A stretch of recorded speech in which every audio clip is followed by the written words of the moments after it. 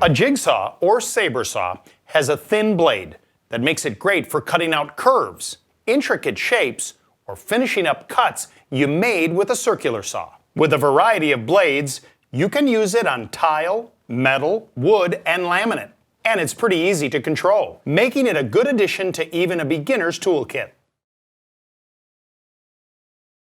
When you're changing the blade, make sure the tool is unplugged and the switch is in the off position.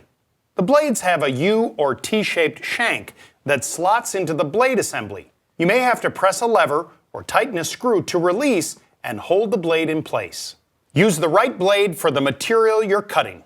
As a general rule of thumb, you get a smoother cut from blades with more teeth per inch, and a faster, rougher cut with less teeth per inch.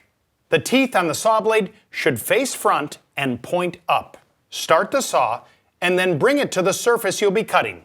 Hold it firmly down so it won't skip, but don't force it forward.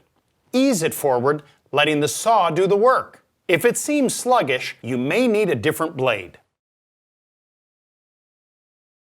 This is a really handy tool for any hobbyist, DIYer, woodworker, or crafter's toolkit. When you have an assortment of the right blades and a little knowledge about how you can use it, you'll reach for it for all kinds of projects. When you cut metal, saw very slowly and on a lower speed. Since it works well for curves and plunge cuts, this is great for cutting countertops. Plunge cuts let you start anywhere on the surface without drilling a starting hole. Because the saw is narrow, it can get into spaces a circular saw can't. But long straight cuts are still faster with the circular saw.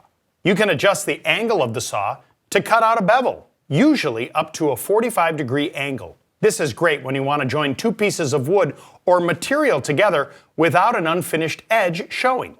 Here are some more helpful tips. Always wear eye protection and use a dust mask or hearing protection when it makes sense. The blade protrudes on this tool without a guard, so keep it clear and don't wear loose clothing or jewelry that could get caught in the tool.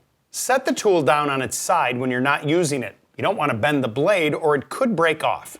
Clamp the piece you're cutting to the work surface so it won't shift. The action of the saw blade can splinter your surface, so if you can, cut with the good side down and take your time. For the tips, advice, and tools you need, visit your neighborhood Ace and find us online at acehardware.com. Ace is the place with the helpful hardware, folks.